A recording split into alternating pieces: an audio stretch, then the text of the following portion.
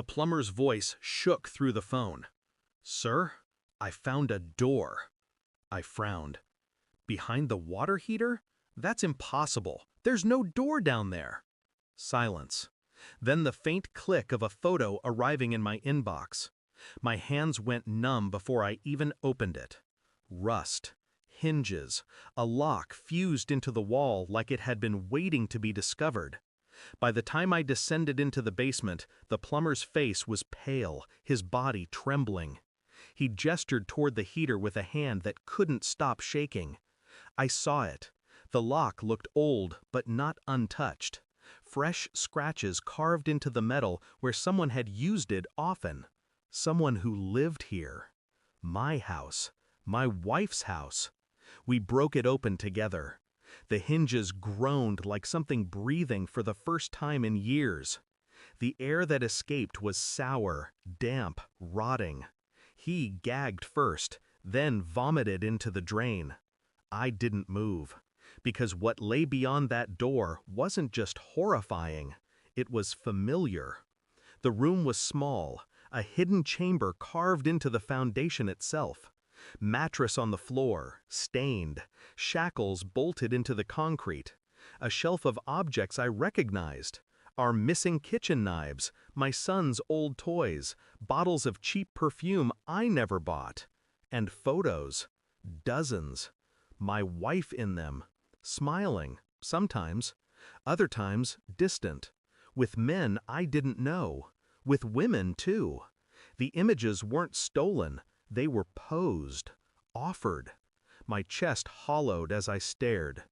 Infidelity had a name I could accept, but this was orchestration, a double life walled into my own home, a ritual space for her other existence. The plumber mumbled apologies, stumbled upstairs, and left me standing alone in that hidden room. The lock lay broken at my feet. I closed the door, not to hide it, but to claim it. The days after, I played my role: husband, listener, provider. But the chamber lived in my head like a tumor. Her phone became my map, passwords, messages, late-night calls she thought deleted. She wasn't careful. She never had to be. I was the fool who trusted. Names surfaced, addresses, transactions traced to cash deposits at odd hours. A pattern forming with surgical precision. I began collecting evidence quietly. A hair from the pillow, a toothbrush sealed in plastic, the mattress fibers scraped into an envelope. DNA doesn't lie. Every night she slept soundly. Every morning she kissed me as if nothing had fractured. And me? I smiled back, kept my voice steady, my hands calm. But inside, something cold sharpened itself against bone. I wasn't chasing anger.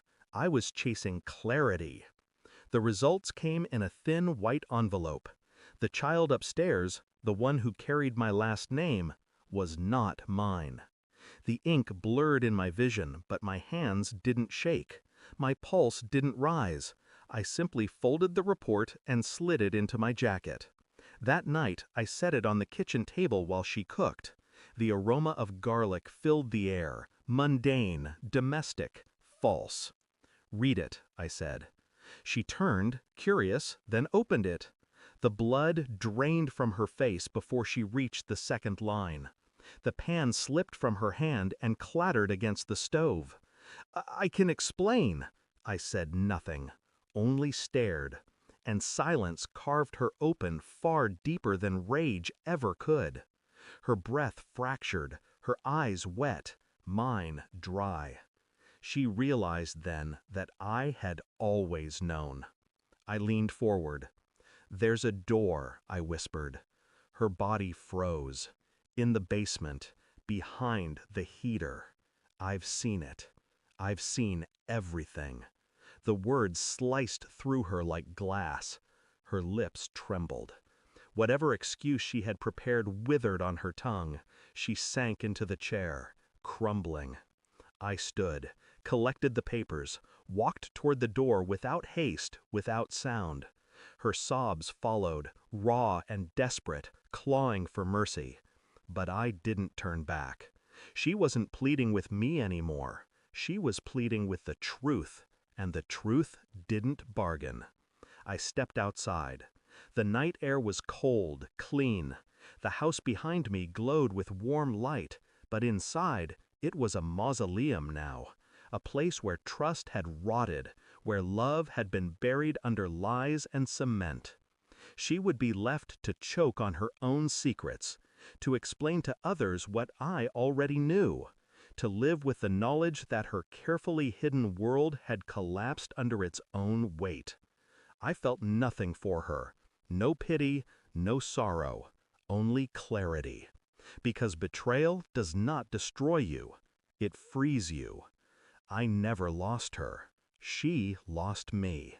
And the door in the basement will stay open forever. Thanks for watching.